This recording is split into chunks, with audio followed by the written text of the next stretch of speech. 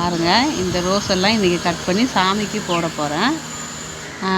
இப்போ வந்து இது மொட்டு நிறையா இருக்குது. அதில் ஆல்ரெடி கட் பண்ணுறதே கொஞ்சம் கஷ்டமாக இருக்குது. காம்பை விட்டு தான் கட் பண்ணுறேன்.